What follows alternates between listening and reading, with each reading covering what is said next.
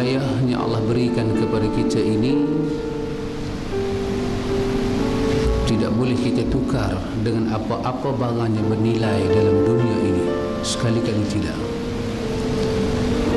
Allah pilih satu hamba untuk dapat hidayah dengan satu hamba tidak mendapat hidayah, tapi Allah beri barang yang paling bernilai dalam dunia ini, hartakah, jawatankah, kekayaankah.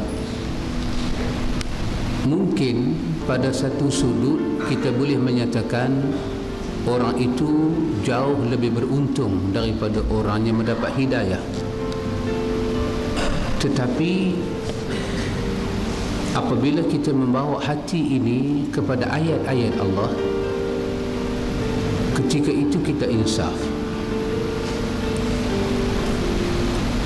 bahawa apa yang Allah miliki secara mutlak dan apa yang dia beri kepada hambanya dengan ridha, dan apa yang hamba itu buat mencari ridhanya, itulah yang kekal pada akhirnya.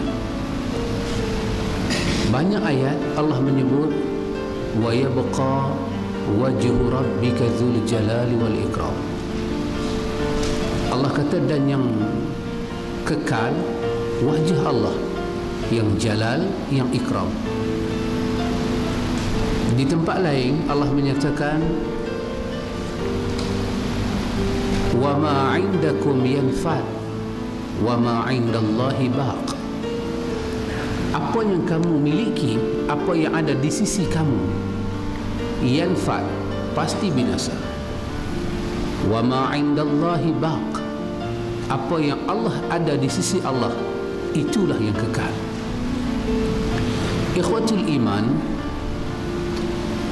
kalau kita berpeluang menziarahi jenazah, kita melihat pada akhirnya jenazah itu diusung ke tanah yang tiap-tiap hari kita injak dan kita pijak.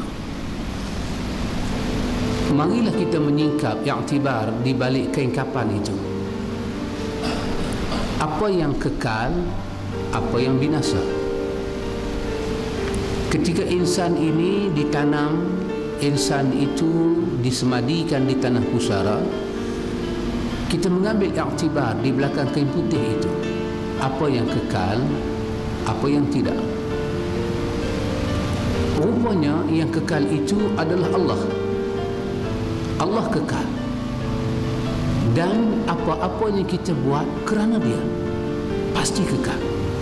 Pasti kekal. Kalau kita salat kerana dia, pasti kekal. Kalau kita bersedekah kerana dia dan mencari wajahnya, pasti kekal. Dan apa sahaja yang kita miliki bukan kerananya, tidak akan kekal. Hatta kita salat bukan kerananya, sedekah bukan kerananya, berzikir bukan kerananya, tidak kekal. Benarlah janji Allah. Ketika Anas bin Malik menyebut hadis daripada Nabi riwayat Bukhari dan Muslim berkenaan dengan halawatul iman, kemanisan beriman. Allah beri halawah. Seorang yang beriman itu Allah beri peluang dia merasai kemanisan iman.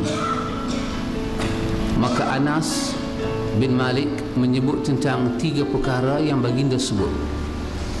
Di antara 3 perkara yang antum pun semua dah ma'ruf hadis itu, menyebut tentang wa an yuhibbal mar'a la yuhibbuhu illa lillah. Subhanallah. Supaya ada sifat kekal nak bawa balik bertemu Allah, bahawa kau menyintai seseorang, tidaklah kau cinta dia melainkan kerana Allah. Maka Nabi mengajak kita satu perkataan, uhibbuka fillah, aku kasih kamu kerana Allah.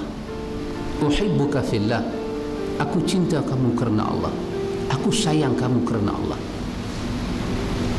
Dalam hadis lain daripada Abu Hurairah riwayat Bukhari dan Muslim berkenaan dengan 7 golongan yang mendapat zilla yauma la zilla, yauma la zillu.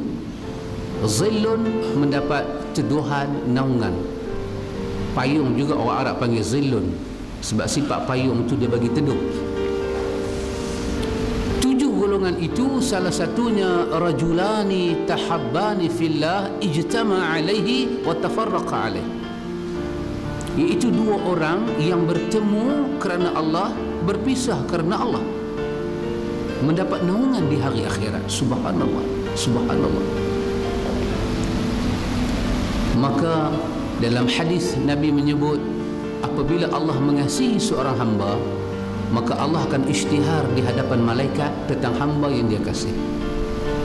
Maka Nabi sebut, Nabi kata, wahai sahabatku, apabila kamu kasih dengan seseorang, katalah kepadanya, uhibbuka fillah, aku kasih kamu kerana Allah. Karena itu antum, saya juga ingin menyatakan apa yang Nabi sebut, saya juga kasih antum kerana Allah, uhibbukum fillah. Karena itulah yang akan kekal di hari akhirat. Persaudaraan yang kerana darah, kerana keturunan, kerana yang dibikin-bikin, tidak boleh membantu. Apa sahaja di dunia ini kerana Allah, itu akan menjadi wal baqiyatus salihat, yang menjadi kekalnya amal salih itu. Maka antum, marilah kita mengajak diri kita ini satu perkara, kesemuanya kita buat kerana Allah dan untuk Allah. Hatta pada peringkat kita mengaji akidah, kita bertemu dengan perkataan wala dan bara. Apa dia? Kasih apa yang Allah kasih, benci apa yang Allah benci. Hatta pada peringkat kita membenci sesuatu, kita meluat dengan sesuatu, kita tak suka dengan sesuatu, biarlah kerana Allah. Kenapa? Kebencian seperti itu akan mendatangkan kekalnya ibadat kita di hari akhirat. Kalau kita benci kerana nafsu, benci kerana kita tak suka, benci kerana busuk hati, benci kerana memang kita tak setuju dengan dia, yang kita benci itu Allah pulangkan kepada diri kita. Itu kita dapat daripada hadis Imam Muslim, riwayat daripada Abu Hurairah. Nabi menyebut, idza qala rajulu halakan nas fahuwa ahlakuhum. Seorang menyatakan orang itu telah rosak. Idza qala rajul, apabila seseorang itu berkata halakan nas, tengoklah manusia telah rosak, dikata itu dengan kebencian, fahuwa ahlakuhum, yang menyatakan orang rosak itulah awal-awal akan rosak. Ikhwatul iman, kerana itu kita mesti berhati-hati, buatlah kerana Allah.